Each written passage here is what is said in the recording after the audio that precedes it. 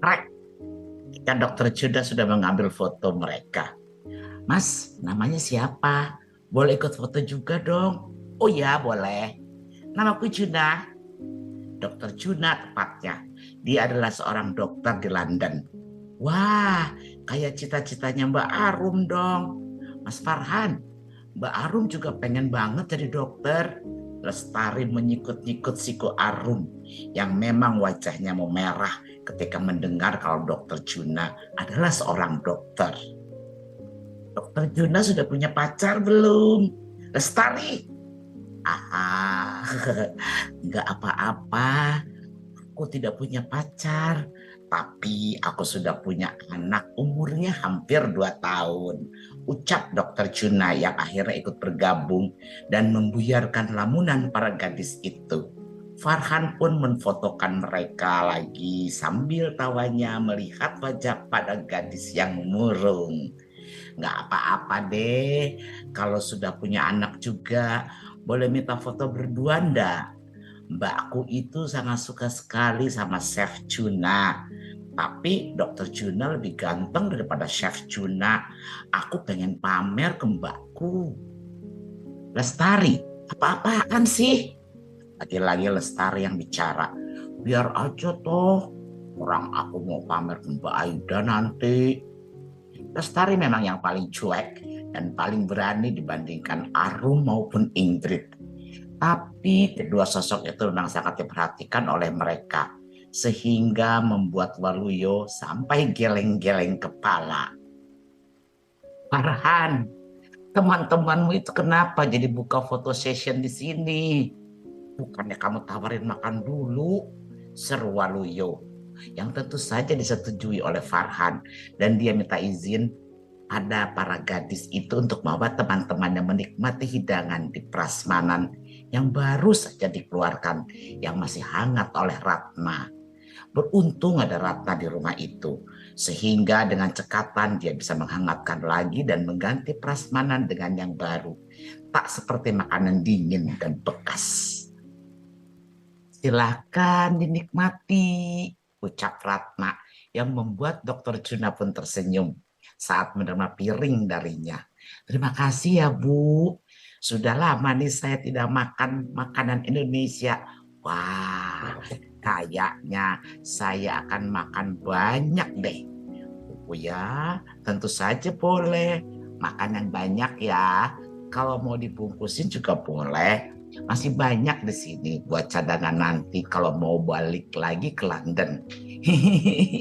Nanti basi di jalan dong, Bu.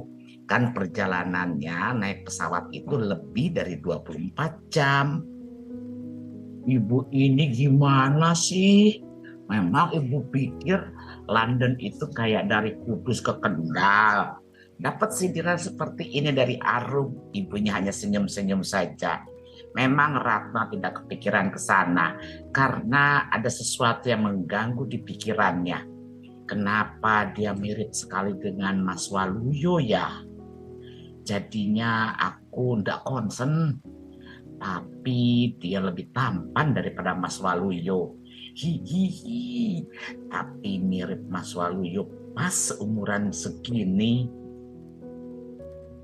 Ratna hanya gumam-gumam saja seperti ini sambil menyingkir ke dapur dan membiarkan tamu-tamu itu mengobrol dengan Farhan. Dia juga masih banyak pekerjaan di sana dan meminta para anak gadis itu untuk membantunya juga supaya tidak mengganggu makan teman-temannya Farhan. Namun di sini ada seseorang juga yang memang memperhatikan dari tadi dan sepertinya dia mencurigai sesuatu sehingga Waluyo, antarkan aku ke kamar mandi. Lah, Romo nih, rumahnya deket. Kok kamar mandinya numpang aku toh? Waluyo yang baru saja tarik napas setelah mengobrol dengan keluarga besarnya pun merasa terganggu dengan permintaan Adi Wijaya yang dadakan ini. Antarkan sajalah, aku kejauhan kalau mau ke kamar mandi rumahku. Dan aku mau pakai kamar mandi yang ada di kamarmu saja. Permintaan yang tentu saja membuat tamu-tamu Waluyo juga menahan tawa mendengarnya. Romo nih, nanti kalau disangka aku suka sama Romo, bagaimana? Mereka itu sedang ribut, bukan Juna? Bukan Albert, itu hanya candaan. Sudahlah, tak perlu pikirkan apa yang ada di dalam otakku. Kau juga jangan banyak bertanya, makan sajalah. Masalahnya, semua yang didengar oleh Dr. Juna itu kan direfleksikan dalam benaknya. Dan Albert yang memang tidak tahu culture di sini, bagaimana cara bercanda dan lainnya, dia jelas saja penasaran. Mana mungkin aku suka denganmu? Lagian aku kalau kesini juga aku pasti pakai kamar mandi yang ada di kamarmu itu. Karena aku ndak suka kamar mandi umum itu WC-nya duduk. Aku lebih suka yang WC-nya jongkok. Cepat antarkan aku ke kamar mandimu. Memang kamar mandi Waluyo di kamarnya itu WC-nya bukan WC duduk. Dan Adi Wijaya memang tidak betah dengan WC duduk. Mana? Antarkanlah. Aku maunya kamu yang nganterin kok. Jangan suruh Lesmana, Ndang. Cepetan. Romo ini Mas Waluyo, antarkan saja Romo. Kenapa sih?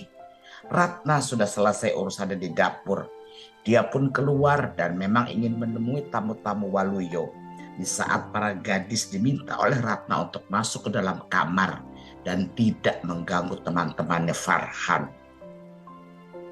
Waluyo, coba kamu tunjukkan padaku fotomu waktu kamu masih remaja dulu. Maksudku, di usiamu 20 tahunan itu, kamu punya tidak foto? Di dalam kamar Waluyo, bukannya masuk ke dalam kamar mandi. Justru pertanyaan inilah yang diberikan oleh Adi Wijaya, yang membuat Waluyo tentu saja menggaruk-garuk kepalanya. Romo ini mau ke kamar mandi, kok minta foto? Yes, aku serius. Aku tuh melihat kamu dari kamu kecil sampai kamu sebesar ini, Waluyo. Aku ini kan sudah lebih tua darimu. Dan itu yang namanya Juna.